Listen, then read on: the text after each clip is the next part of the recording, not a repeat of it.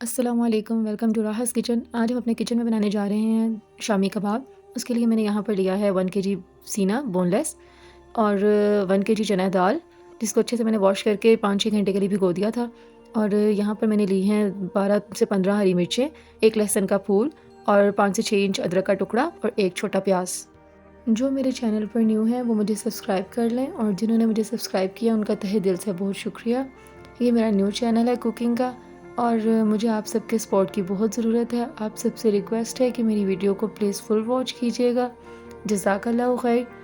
یہاں پر اب میں نے ایک پریشر میں چکن ڈالا ہے، تھوڑا سا پانی آپ نے 1 سے 1.5 گلاس سے زیادہ نہیں ڈالنا، تاکہ زیادہ پانی دال میں نہ ہو جائے۔ اتنا ہی پانی ڈالیں گے جتنا خشک ہو جائے، اور آپ نے اپنے پریشر کے حساب سے پانی ڈالنا ہے۔ میں نے 1 سے 1.5 گلاس ڈالا تھا، اور یہاں پر جو ہے میں چنے کی دال ساری اس میں ڈال دوں گی۔ چنے کی دال آپ نے لازمی بھگو کے پھر ہی ڈالنی ہے، ایسے نہیں ڈالنی۔ تمام دالوں کے اندر ایک عنصر پایا جاتا ہے جو اسٹمک کے لیے پرابلم کریٹ کرتا ہے، گیسٹرک ایشو بناتا ہے۔ تو جب آپ دال کو بھگو کے رکھتے ہیں 5 سے 6 گھنٹے کے لیے، تو وہ عنصر کافی حد تک جو ہے ختم ہو جاتا ہے۔ تو اس لیے ہمیشہ جب بھی دال بنائیں، چنے دال کوئی بھی ہو دال، آپ نے اس کو بھگو کے پھر ہی بنانا ہے۔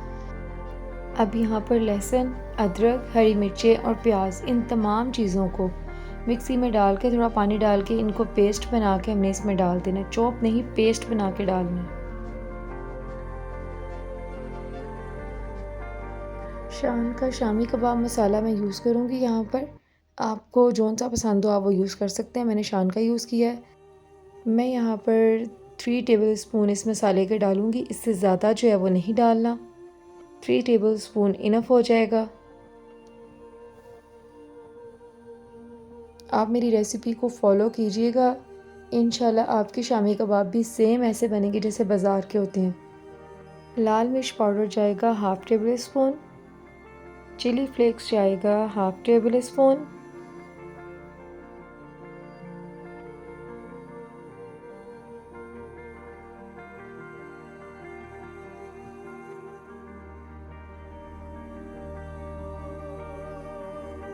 نمک جائے گا اس میں ٹو ٹیسٹ، میں نے 1/2 ٹیبل اسپون ڈالا ہے۔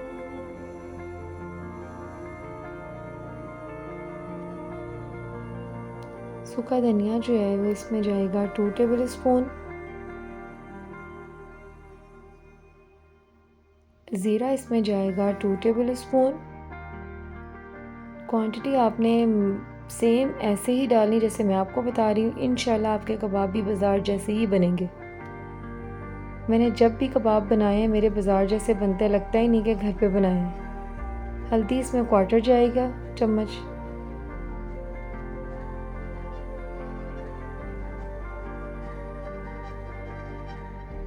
اب اس سارے جو مسالے ہم نے ڈالے ہیں ان کو میں کر لوں گی اچھے سے مکس۔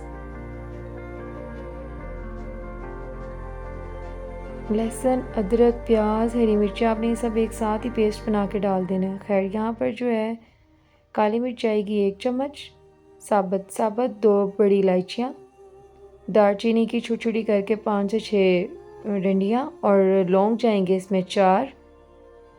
آپ نے یہ سارا مسالہ نا اسی طرح دال کے اوپر ہی رکھنا ہے سارے اسپائسز مکس کرنے کے بعد، تاکہ جب ہم پریشر کھولیں تو ہم اس سارے مسالے کو یہیں سے اوپر اٹھا لیں۔ اور گول مرچیں جائیں گی اس میں 10 سے 12۔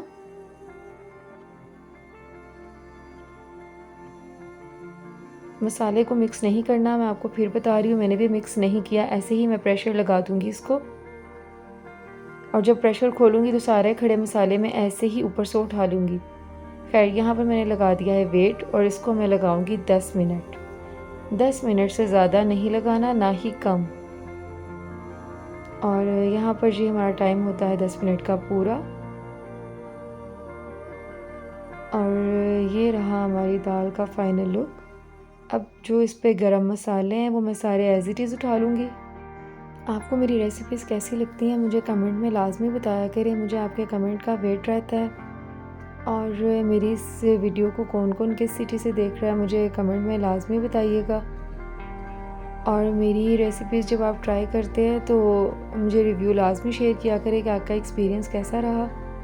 اب تمام کھڑے مسالے نکالنے کے بعد اب اس میں سے جو چکن کے پیس ہیں وہ میں ایز اٹ از باہر نکال لوں گی۔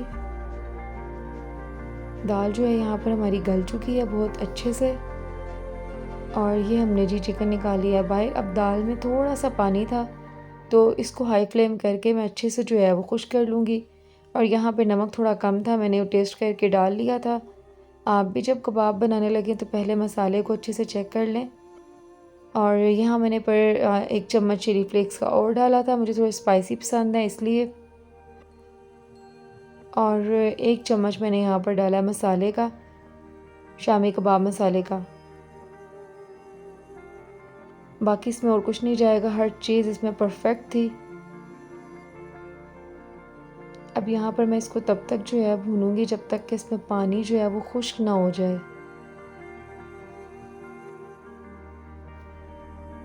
یہاں پر میں آپ کو ایک ٹپ دیتی ہوں کہ اگر کبھی دال میں پانی بہت زیادہ ہو جائے یا دال نرم ہو جائے تو آپ بے فکر ہو کے پانی خشک کریں، اور اس کے بعد اس دال کے بیٹر کو فریج میں پہلے باہر تھوڑا سا روم ٹیمپریچر پہ آنے دیں کہ اس کی ہیٹ نکل جائے، دین اس کے بعد آپ اس کو اٹھا کے فریج میں رکھ دیں۔ گھنٹے بعد آپ اس کو نکالیے گا، بیٹر جو ہے وہ کافی حد تک سٹیبل ہو جائے گا، اور پھر آپ اس کے کباب بنا لیں تو کچھ نہیں ہوگا۔ یا پھر یہ اس کا ایک اور حل ہوتا ہے کہ آپ بریڈ کرمز یا بریڈ وغیرہ چاپ کر کے اس میں ڈال لیں۔ خیر، یہاں پر اب ہم لیں گے ایک چاپر، میں کروں گی چاپر کے اندر دال کو چاپ، اس کے بیٹر جو ہے وہ سارا اس میں ڈالوں گی، اس کو چاپ کر لوں گی، اور بہت اچھا جو ہے اس کے اندر چاپ ہو جاتا ہے۔ دال جو ہے وہ بہت گرم ہے، لہٰذا آپ بھی احتیاط سے کیجیے گا، اور جیسے جیسے ہی چاپ ہوتی جائے اس کو جو ہے اتار لینا آپ نے، زیادہ دیر اس پر نہیں رکھنا مشین پر کیونکہ دال بہت گرم ہے، تو اس طرح خطرہ اس چیز کا ہوتا ہے کہ کہیں مشین کو کچھ نہ ہو جائے۔ خیر، یہاں پر میں نے باقی بھی دال ڈالی ہے اور اس کو اچھے سے جو ہے وہ پیسٹ کر لوں گی۔ بالکل اس کو ہم نے فائن بریک چاپ کر لینا، چاپ پیسٹ جو بھی کہتے ہیں، پیسٹ آئی تھنک بنے گا اس کا، چاپ تو نہیں ہوتا یہ۔ خیر، بہت اچھے سے میں اس کو یہاں پر پیسٹ کر لوں گی، یہ کچھ اس طرح سے ہوگی۔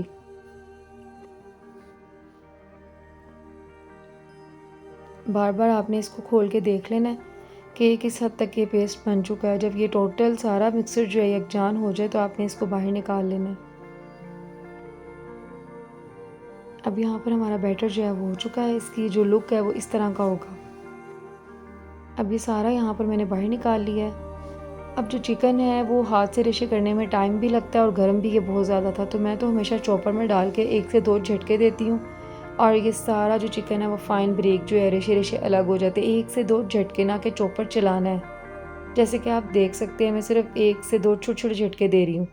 اب یہ دیکھیں یہاں پر سارا جو چکن ہے نا اس کے ریشے ریشے علیحدہ ہو گئے، وہ ایک چھوٹا سا پیس سائڈ پہ رہ گیا، اس کو میں نے خود نہیں کیا کہ یہ نہ میں اس کو کرنے کے چکر میں سارا بھی خراب کر لوں۔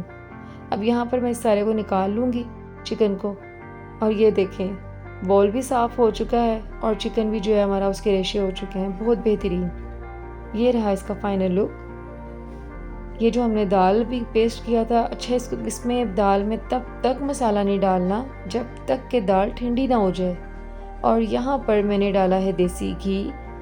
آپ نے بھی گھی کا استعمال کرنا ہے، چاہے دیسی ہو یا پھر دوسرا گھی ہو، لازمی 2 سے 3 ٹیبل سپون مسٹ ڈالنے ہیں، یہ سکپ نہیں کرنا۔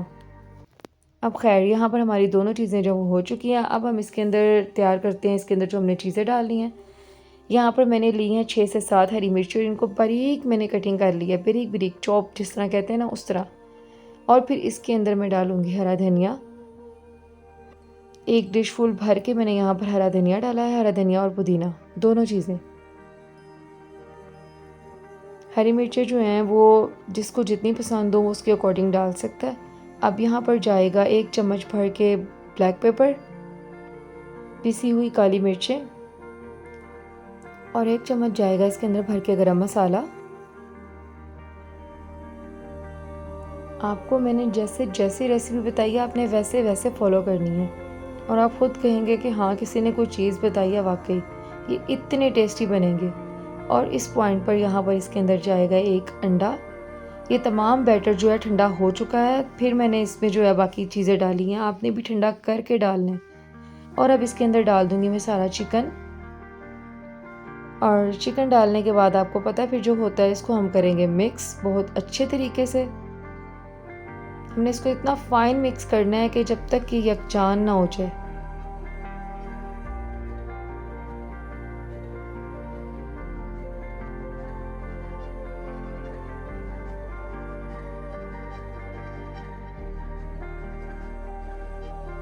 یہاں تمام بیٹر اب اچھے سے میں نے مکس کر لیا ہے، اور اب میں آپ کو اس کو دکھاتی ہوں فائنل لک۔ یہ دیکھیں ماشاءاللہ۔ اب اس سارے بیٹر کو تھوڑی دیر کے لیے میں رکھ دوں گی فریج میں۔ اور جی یہ رہا جناب ہمارا بیٹر فریج سے نکالنے کے بعد۔ اب آپ دیکھیں یہ تھوڑا تھوڑا ہارڈ ہو چکا ہے۔ اب میں یہاں پر آپ کو اس کے کباب بنا کے دکھاؤں گی۔ کباب بنانے کے دو طریقے ہیں، یا آپ ہاتھ کی مدد سے بنا لیں یا پھر آپ ٹول کی مدد سے بنا لیں۔ ٹول کی مدد سے بنانے کا یہ فائدہ ہوتا ہے کہ سارے کباب کی جو شیپ ہے وہ ایک جیسی رہتی ہے اور بن بھی جلدی جاتے ہیں۔ لیں جناب یہاں پر میں نے سارے کباب بنا لیے ہیں۔ یہ 54 کباب بنے ہیں ماشاءاللہ، اور جب کہ ہم باہر سے لے کے کھاتے ہیں تو اس کی ایک کباب کی قیمت 70 روپیز ہے۔ اور آپ یہاں سے اندازہ لگا لیں کہ 1 کلو چنے کی دال اور 1 کلو سینے سے ہم نے کتنے سارے ماشاءاللہ کباب بنائے ہیں۔ اب یہاں پر میں اس کو ڈالوں گی زپر میں اور اس کو رکھ دوں گی میں فریزر میں۔ یہ کباب میں نے فریز کر لیے تھے۔ اب میں آپ کو ایک چیز بتاتی ہوں کہ جو ٹورٹیلا ریپ کے آپ کے پاس زپر آتے ہیں نا بیگ، یہ ویسٹ نہ کیا کریں، نہ پھینکا کریں۔ اس میں کباب، نگیٹس، اس طرح کی چیزیں بنا کے بیگ بند کر کے آپ فریج میں رکھیں، اسمیل بھی کوئی نہیں آتی اور جگہ بھی کم لی جاتی ہے۔ تو آپ بھی یہ ٹرک آزمائیے گا، امید ہے کہ آپ کو پسند آئے گا میرا یہ ٹرک۔ خیر اب یہاں پر آپ کو میں فرائی کر کے دکھاتی ہوں شامی کباب۔ یہاں پر میں نے ایک پین لی ہے، اس میں آئل پری ہیٹ کر کے ایک انڈے کو اچھے سے بیٹ کر کے اور تمام شامی کو جو ہے میں نے انڈا لگا کے اس میں آئل میں ڈال دیا ہے۔ اب یہاں پر آپ نے ایک چیز کا خیال کرنا ہے کہ جب تک کباب اپنی ایک سائڈ سے شیپ نہ پکڑ لے آپ نے کباب چینج نہیں کرنا۔ لیں جناب یہاں پر ہمارے کباب کرسپی گولڈن کلر کے تیار ہو چکے ہیں۔ اب اس کو سرو کریں، انجوائے کریں۔ میں اس کو آپ کو فائنل لک بھی دکھا دیتی ہوں۔ میری ویڈیو پسند آئے تو لائک، شیئر اینڈ سبسکرائب کرنا مت بھولیے گا۔ ملتے ہیں ہم نیکسٹ ویڈیو میں نیکسٹ ریسیپی کے ساتھ، تب تک کے لیے اللہ حافظ۔ اللہ تعالیٰ آپ سب کو ڈھیروں خوشیاں دیں، آمین۔